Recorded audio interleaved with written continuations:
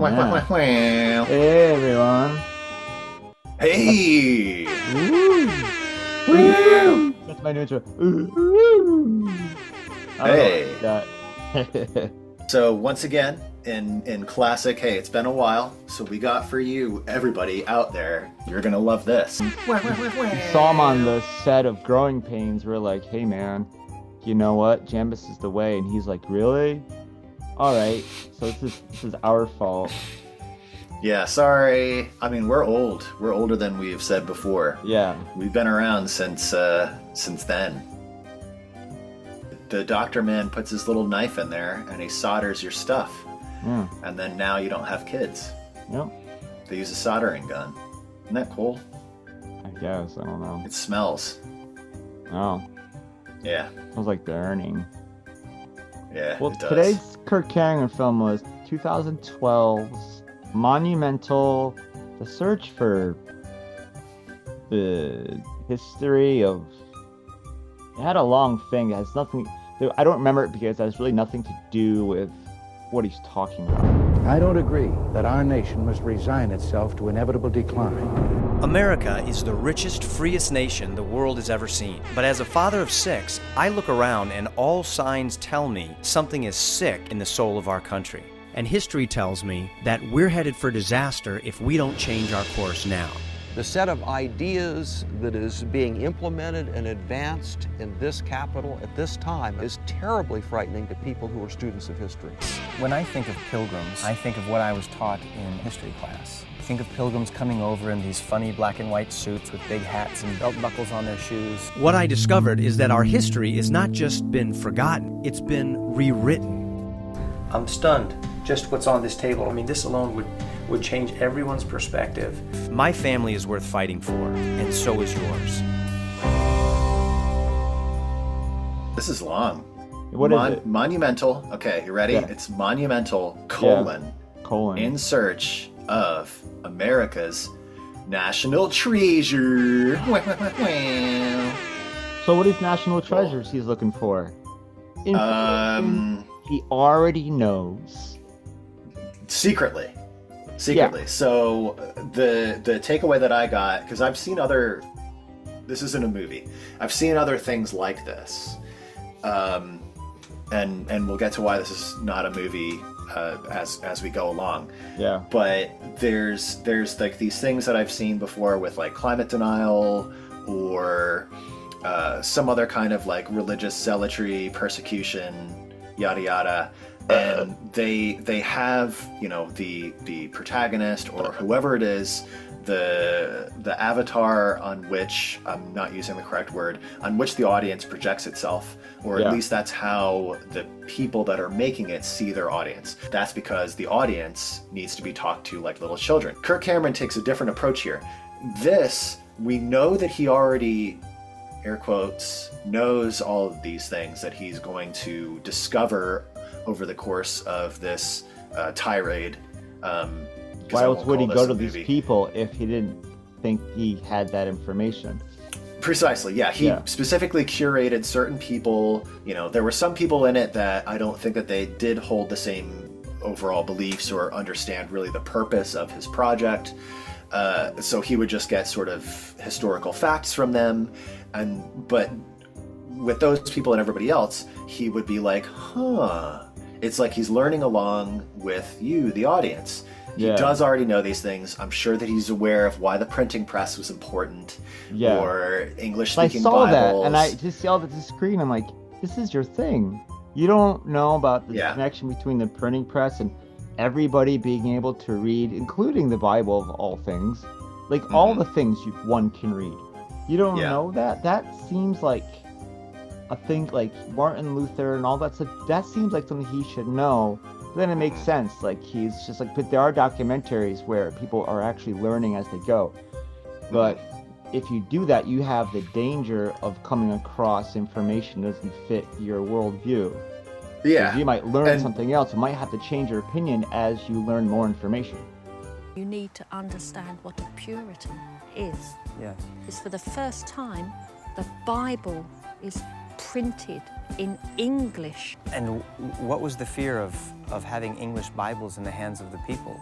What would happen if every Tom, Dick and Harry got to read the Bible for themselves and then started to study it, for goodness sake, and realised that the church in the Bible, as Christ had deemed it should be, was not this church with bishops in palaces, growing rich when the parishioners were starving on the land? People would then hold them accountable. Precisely. In this case, this is something that he had a predefined narrative, and we get that from the very opening of the movie, whoops, slip of the tongue. It's not a movie. Where it's this strange opening montage, switching back and forth between like 3 or 4 different things. Him sitting in a chair, watching his racially ambiguous and diverse family playing in the yard, looking disturbed. And I don't mean like disturbed as in what he's seeing is disturbing to him. He just looked like a disturbed individual with all these children gleefully playing. It's like, this is my family, you better not come here and mess with it or whatever. And he walks towards the camera like...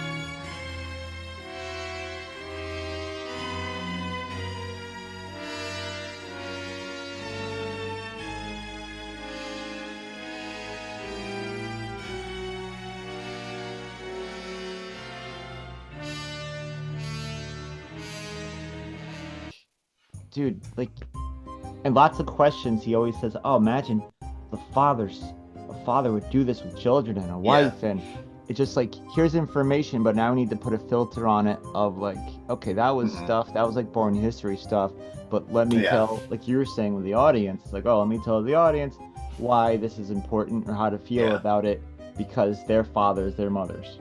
Yeah, but you get a glimpse during this opening collage or montage or whatever of what is supposedly in the narrative going on inside of his head. So instead of him enjoying the beautiful day, sitting in this comfortable chair and enjoying the company of his family, you see what he's thinking. Yeah. And what he's thinking is he's sitting in this confessional behind us, and he's starts off kind of light, and then he starts exploring these different thoughts.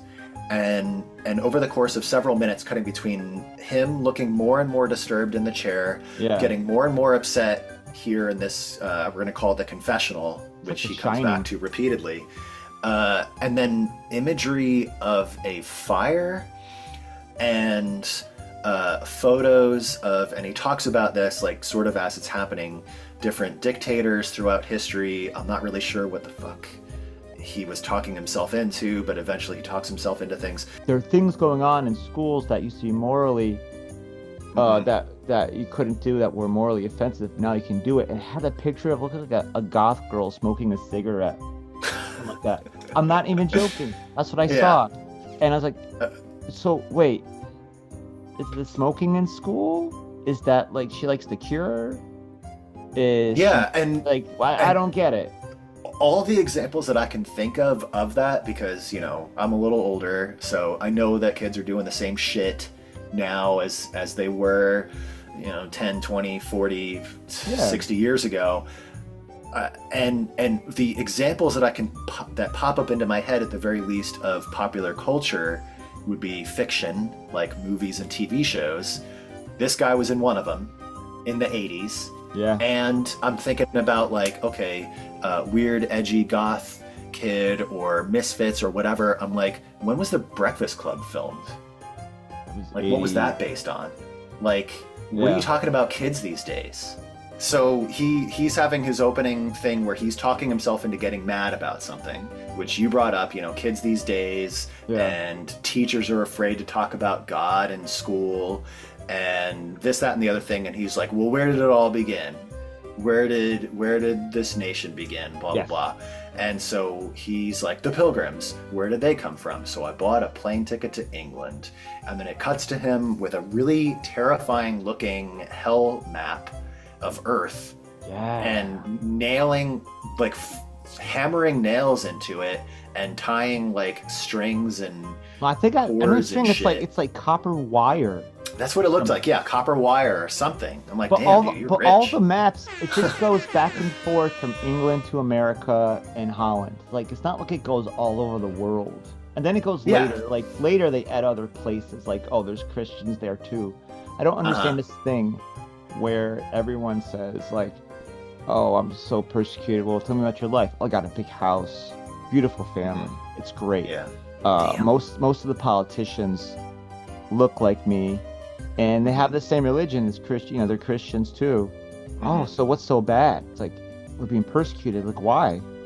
People disagree with us. Like, well, that's not that. Like That's not being persecuted.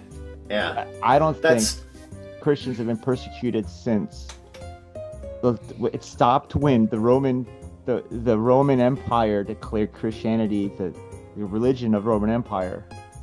I was literally thinking that yesterday. A long time while ago. I was watching this, I was like, I'm picturing like talking to like my mother at the holidays, dreading that, and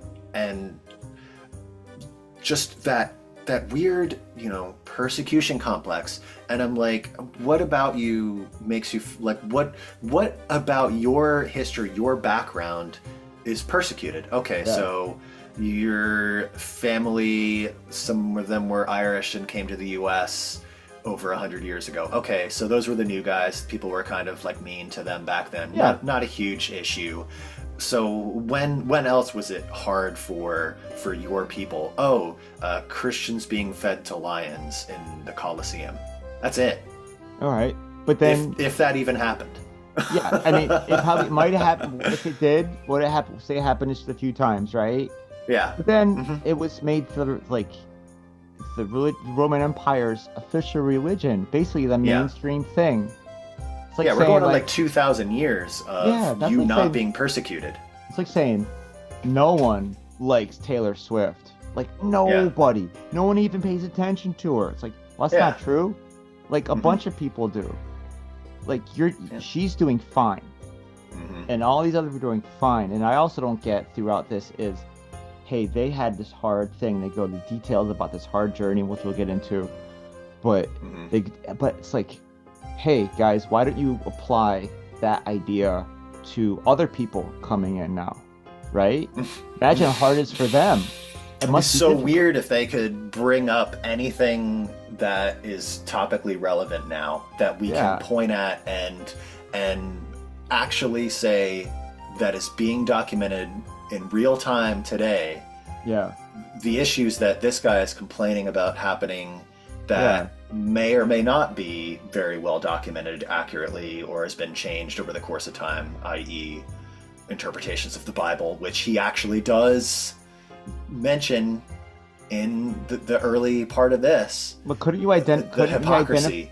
Couldn't you identify with people like, oh, you're going through that too? Oh, wow, we have so much in common. And instead of being a jerk to you, I'm gonna say like, my people went through this also. And you know what? Yeah. I get it. I'm not gonna like be hard on you, but no, I went through it. Yeah. Like, and you texted earlier, pull up the ladder. Yeah.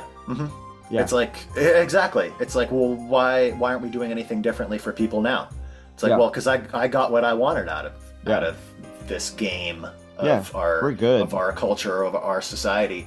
But you know, I was gonna wait to bring this up until later, but we've already touched on a couple of examples of this. Yeah. So he's talking about being, you know, persecuted because of, you know, Christianity being taken out of the schools and not forcing Jesus Christ down the throats of public school students or university students or whatever. That history is not being erased in any way. So by forcing his ideals of, you know, Jesus Christ is the one and only, and my family is going to go the right way and everybody else is screwed up and blah, blah, blah, blah, blah. It's like you're not the one that's being persecuted against. You're the one that's persecuting against other people. Yeah. And this happens multiple times throughout this project of his, where he effectively tells on himself and people that agree with him or with him in his group, and by saying the things that they're going through, which is actually just what they're putting other people through. So the husbands separated themselves from their wives and children.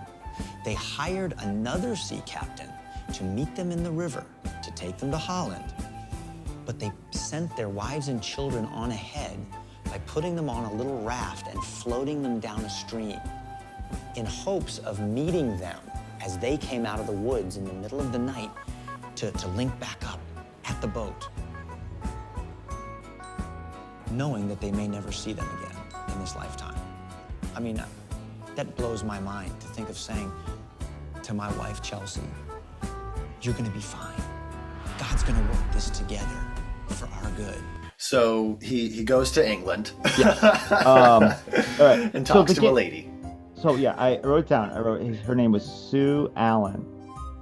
He says, and she tells him about the Reformation when Martin Luther was a Catholic monk or priest. I forgot which one, but he goes, you know what, Catholic Church, you're taking advantage of everybody, which they were. Yeah, they're gatekeeping beliefs or knowledge. And they had things like, you know, if you, trust me, everybody. The Bible says if you give us some money, you can get into heaven still if you do something. And like that's not in there. Yeah, buying. And he's like, what was it, indulgences or what was it called? Indulgences. Yeah, right. Yeah. Mm-hmm. Which is great if you're rich, you know. But if you're poor, it sucks, and that's your whole life. Yeah. But then the printing press came, and then it's like, hey, we're gonna print this out, and you can read it and see for yourself.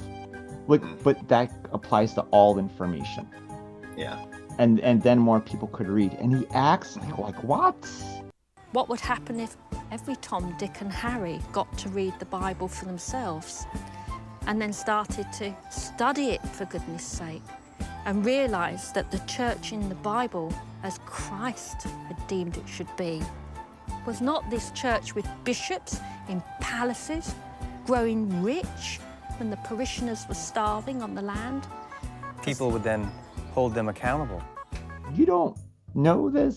You're like, it's like you need, either you're full of it or you're an idiot. Like, I'm not saying you're an idiot if you don't know this stuff, but if this is your thing, this is like your focus in life, you should know this. I'm sure they've all seen some History Channel thing where some snooty person's like, and this happened this year. You don't know this, but Emperor so-and-so, and like, ugh, I don't know. But this guy's like me. He doesn't know either. And he kind of has like,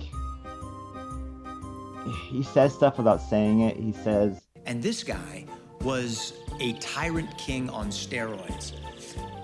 He's the one who actually invented the phrase, the divine right of kings.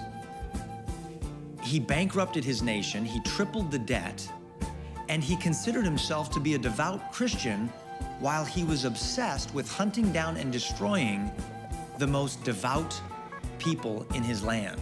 And it's like, that was a horrible leader. And I'm sure he thinks, what, this 2012? I'm sure he thinks Obama was doing that. And he's just like, hey, Obama's doing this to us.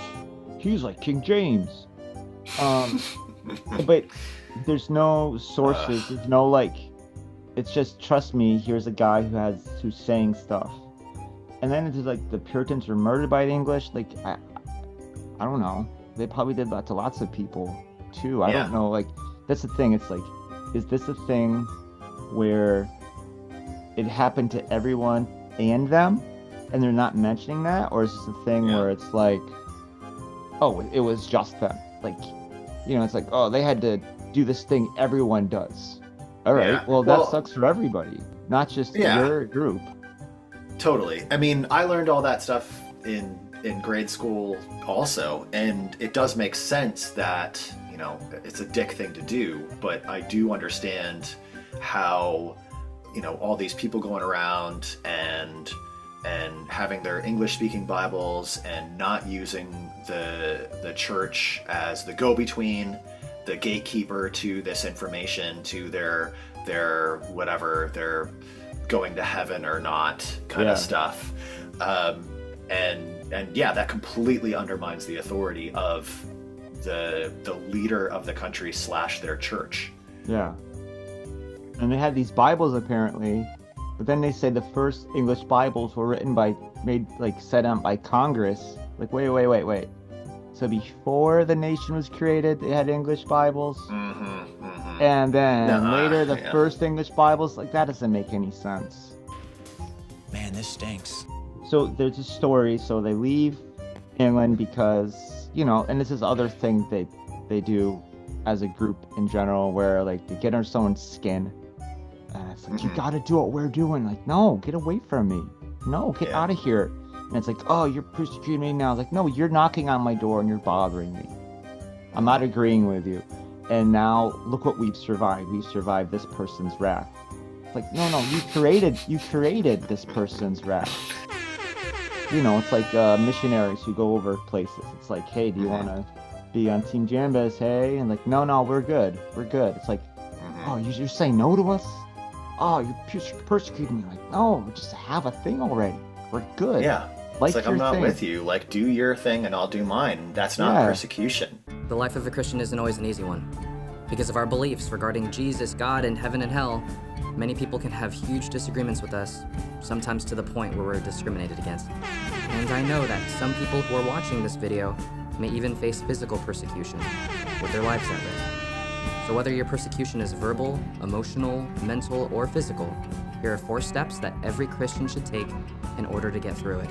He's creating this additional layer of like a story on top of this mostly historical thing. Yeah. Where he's like, oh, it didn't beat them down, and they were like, oh, took it like champs, and it just, all it did was just motivate them to try harder. They don't see that as a closed door. They see that as just they see those as battle wounds and scars and lessons that God is teaching them to prepare them for the next mission. He has to add the emotional narrative to it now. It's like, all right, here's what happened. Okay, I know. Hey, audience, you know how you have a family? Like when people don't say Merry Christmas, he didn't say this, but he's saying it. He's made that movie before, I'm sure. Christmas should be about celebration and laughing and singing and dancing and celebrating. And along the way, saving Christmas is going to get people to think differently about Santa Claus, Christmas trees, and the Nativity. 1 week before the winter solstice, Romans began celebrating Saturnalia, an orgy of food and drink in honor of Saturn, the god of agriculture. Some Romans, particularly soldiers and government officials, also worshipped Mithra, the sun god. It is believed that to this small but powerful sect, the birthday of Mithra, December 25th, was the holiest day of the year. Since pagan Rome already celebrated the birth of Mithra on December 25th, it is theorized the church adopted the date as the birth of the Christ child. In the 4th century, the church made it official, declaring December 25th as the feast day of the Nativity. Why wouldn't that Jewish or Muslim or Buddhist person, why wouldn't they say Merry Christmas? We don't say happy whatever to them, but who cares? We're more important. He makes all this whole journey as we go through. It's like, this sounds like you're trying to make this sound worse than like a slave's journey across the ocean. And it comes up a lot. Another opportunity for them to get caught and imprisoned or killed. So think of all the doors that have slammed on them up to this point, right? They're meeting in secret. They escape for the first time. They get caught, thrown into prison. They escape a second time, get separated from their wives and children. They try to make it in Holland. That's not working out. So they get on a ship, go back to England. The first ship springs a leak. They've got to go back again. At what point do you say, enough? We get it. This is not part of the plan. Oh yeah, there was a storm. You guys chose this. And the Puritan ship was the only one that survived. Isn't that? Oh my God. That's just the most biggest blessing ever. Like that. Like, you guys were lucky that happened. Yeah, it's a miracle. It's a miracle. And oh, that was a fun part, because this was the lady that was saying all this stuff, right? Or it was somebody else that was telling this entire story about how there were hundreds of ships that were lost that day, but they were on their ship and they were like, oh God, like, you know, please save us and give us our whatever. And all of a sudden the storm lightened up and they got away, but hundreds of ships were lost and it was a miracle and blah, blah, blah, blah, blah. It was the only ship that survived. And she says all of these things, and what happens? He goes back to the confessional and fucking repeated it. Yeah. Yeah. Like, oh, like, you didn't you padding for time now? And it reminds me of that episode of Rick and Morty where the big faces say, show me what you got. Yeah. And we know that Rick and Morty are doing their musical thing to make the big heads go away. But Jerry and family have gotten way into the big head religion. And the big heads just leave. And from their view, it's like, hey, I said this thing and we sent this guy off, whatever, the balloon or whatever they did. They did something that made the big head go away. Like, that's all in your head, man. Like, there was a musical competition and Rick and Morty won it. Like, that's what it is like to me. It's like something happened, you know. But next person they go to is a guy named Marshall Foster. Marshall Foster. I think he's a historian or something. In Leiden, I met with one of my good friends and the president of the World History Institute, Dr. Marshall Foster. Said they had a hard time getting work and no money. They have any money. Were they in another land? That's happened to people way before them and way after them. Yeah, they sold all of their stuff in their home country to get to where they are, and things were difficult, and they didn't have any way to make money, and it was really hard. What? Something like that never happens. That's like anymore. Every immigrant journey. Everyone. Everyone. It's happening right fucking now. No one liked them, so they set up to live in the wilderness. I guess of England, right? They went to England, or they had to put their kids to work. I got lost in the weeds somewhere, but they put their kids to work so they could eat.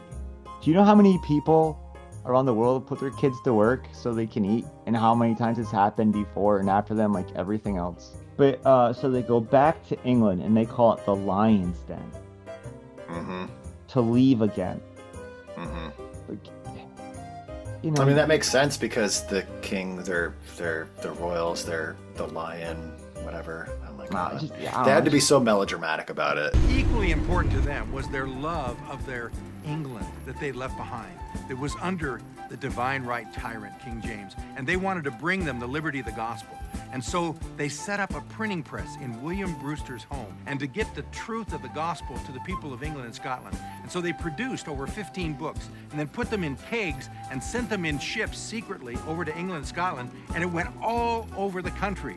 Well, James was really excited about that. In fact, he spent the next year and a half tracking this down, and finally he found out that it was the Pilgrim Press in Leiden that had published these books. The troops came in, broke down the printing press, and took the seal of the King of England and sealed the home so no one could live there. And that was the end of their adventure in printing. So they don't go from Holland to America, they go from Holland back to England. They go to the Lion's Den. I'm making air quotes with my other hand that we can't see. And then Pastor John Robertson stayed behind. I looked it up, and they said, oh, he stayed behind. I thought they might have mentioned that he was sick, but he died soon after. So what if he was just like, hey guys, I can't sail across the ocean. This is not good. Like, I'm whatever age, and which is way too old for this time. We're leaving out details to make people seem like more heroic or something, or you know, once they actually get to the new world or whatever, they're all like sleeping on the ground for no reason. They are. It's just so goofy. Yeah, they go to Plymouth, Mm-hmm. and this is still the Foster guy. 3-week journey turned to 8-week journey. They had normal sailing problems. And as they took off in the fall of 1620, not knowing that their 3-week journey was going to be a 8-week journey that was going to take 66 days. Yeah. You're in the hull of the ship. You're out of food. Everyone's sick. Mm-hmm. This is normal sailing problems. The guy said they were crammed in there. And that's when I had my thought of like, well, at least, you decided to go on this trip. You weren't just pulled out of your home, but I'm sure you had it worse than anyone else. They're barfing. Their children are barfing. They've got constant sickness and disease. They've got everybody going to the bathroom and trying to hide the smell. I mean, it must have been horrendous. Then it said the Mayflower Compact was written on the boat. Like, what else are you gonna do? You're at sea for what, 8 weeks, whatever. Well, when we get there, what are we gonna do? Let's make some laws. Okay. And it's the first time we've had freedom. They made that up. Those are the seeds. No one ever anywhere. Oh man. It's like this. Yeah, when they started talking about freedom and stuff, I just was like, I'm gonna throw up. They're barfing. Their children are barfing. So I met with Dr. Paul Jaley, the president of the Plymouth Rock Foundation. I found his information. He is the senior pastor of the New Testament Church and founding principal of the New Testament Christian School from 1980. That sounds about right. He's just a pure historian with no slant to his thing. Yeah, he's not made millions of dollars off of that job. And they're talking about all these things tax that free he did, and yeah. Mikey Seaver is like, well, we should go back to this stuff. Why do you could go back to that stuff. You could look up like the Puritan ideals and just do it. You could stop. Christmas wasn't in the Bible, so they weren't nuts about that, and all the hardcore stuff about all the stuff they did. You could do that, but you can't get back what they had because this is one group. There's no mixing of any other groups. As soon as other groups involved, it's gonna change and get different. They're not gonna go, oh, you're the right one. And the women and children would go out every night and sleep on the Mayflower. The men would stay just sleeping on the ground until they could build some form of shelter, both from the elements and also from what they thought were hostile Native Americans who could take them down any time. So if you're sailing across the ocean and it sucks, but you get there and you survived, awesome. I mean, that's difficult for anyone going across the ocean. And it happened before them and after them. They're not special in that. But then they said that the women and children slept out in the boat, and during the day they'd come out and do stuff while the men slept out in the wilderness. But why? Well, they had to learn how to make homes. At night. At night they had to just sleep in the boat at night, and then make your home in the daytime. At least you're indoors. And people died. 4,207 people died. He talked a lot about historical rewriting. What was the terminology for that? Revisionist history. Revisionist history, yeah. Yeah. So he kept talking about, oh, this is revisionist. When I think of pilgrims, I think of what I was taught in elementary school and history class. We think of pilgrims coming over in these funny black and white suits with big hats and belt buckles on their shoes and turkey guns. Teachers told me that they were a bunch of religious fuddy-duddies that ran away from England with their tail between their legs, and it turns out that they were really amazing and badass, and they were so wonderful and inspiring and blah, blah, blah, blah, blah. And I'm like, I don't remember anybody teaching me in school when I was a kid that they were saying derogatory things about the Pilgrims. I mean, yeah, we kind of laughed about the way that they dressed. They had belt buckles on all of their shit and their weird hats and their strange outfits. which is, you know, kids are going to be like, what the heck is that? That is silly. Like, what makes him the expert on what's being taught and then and now and what's acceptable in school then and now? I mean, is he living in the same part of the country? No. Is he the one that's actually going to school? No. Did he go to school? Maybe. I don't know. Yeah. And all this stuff about like kids these days and revisionist history. At one point, he's talking about how God was only taken out of the classroom in like this. What decade would that be? The 60s? They mentioned that, and I think the Bible collector guy, they mentioned that. David Barton has the largest private collection of Bibles and documents and textbooks from early America. I wanted to see John Hancock's John Hancock.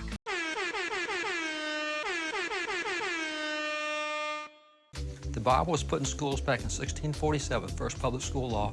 We kept it in schools till 1963 when the court said, yeah, we've done it 320 years, let's do something different. Yeah, this very angry Bible collector with a leather jacket who looked really creepy. Yeah. And he's doing that thing that he's very smarmy and smug and arrogant.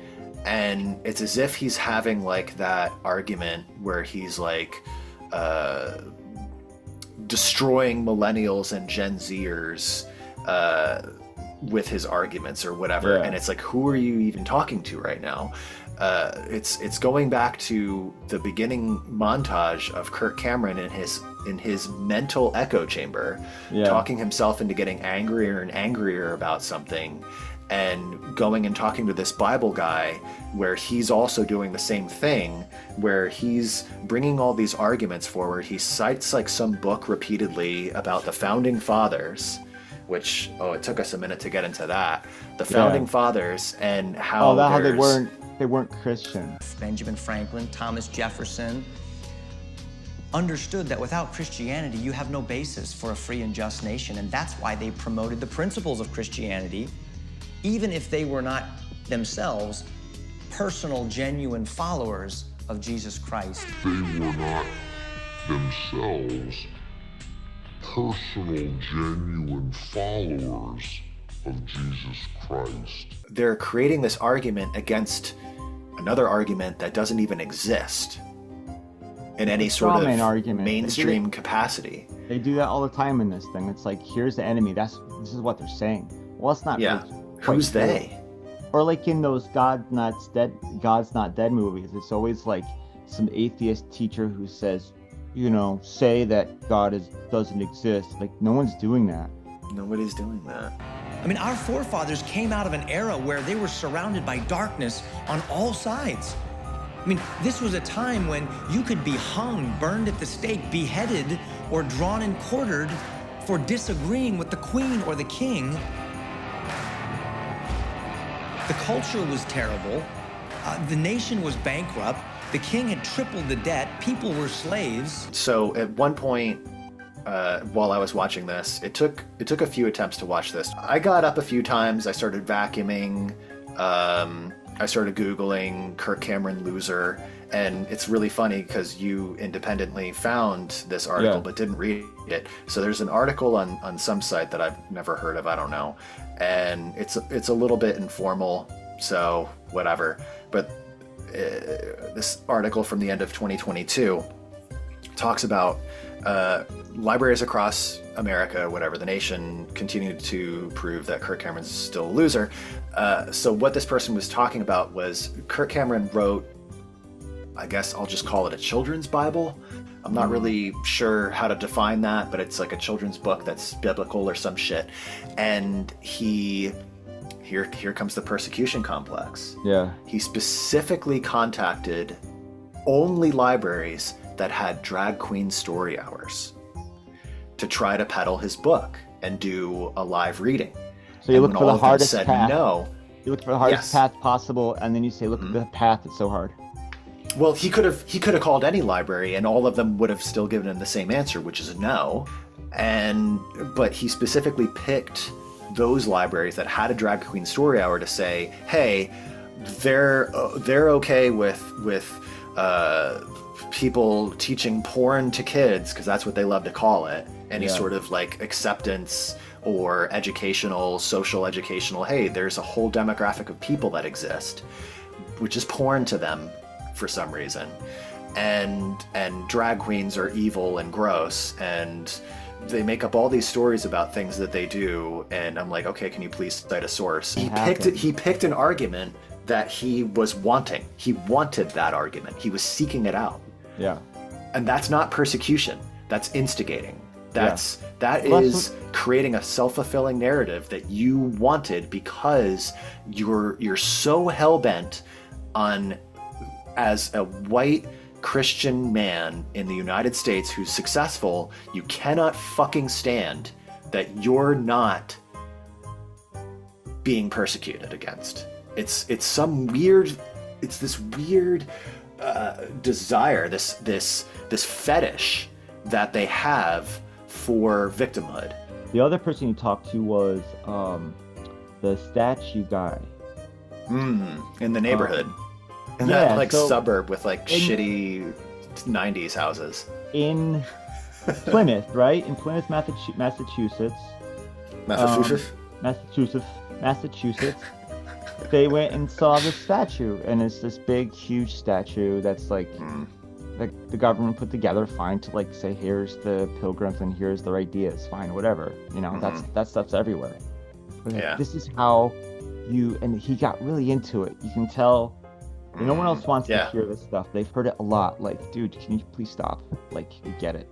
But like, this is freedom and faith, and this is how we do this, and this is the only way to do freedom. Other people are trying different things, but it's not going to work. Now the movie's winding down, and it's like, no, this is the only way it's going to work, and everything has to go back to the Puritans and how they did it. Yet we're not going to actually do all the stuff they did.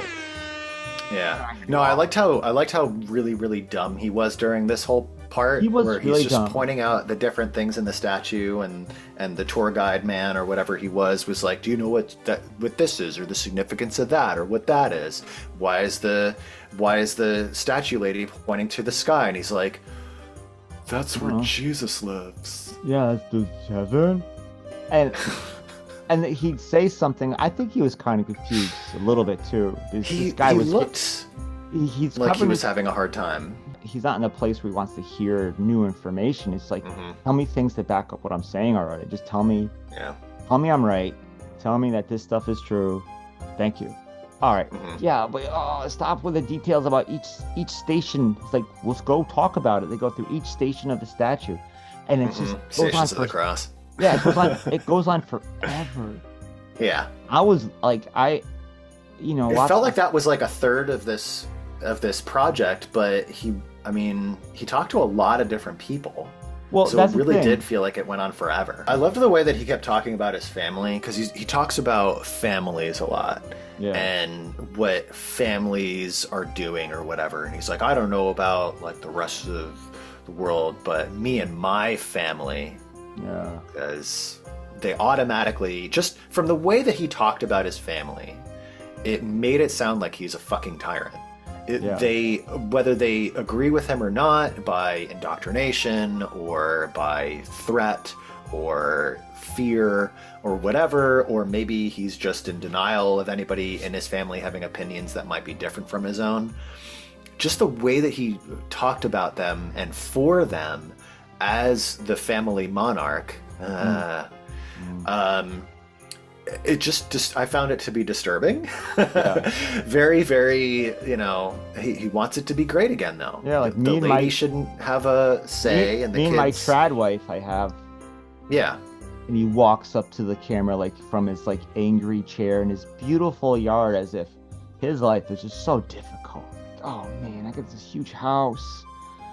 Fuck. Oh, this huge yard, and the kids are having a great time. That's an awesome tree house. Look at that tree. That's amazing. I'm so successful. I have this great family, but I'm gonna fight because everything's wrong. Like, what's wrong? There's nothing wrong.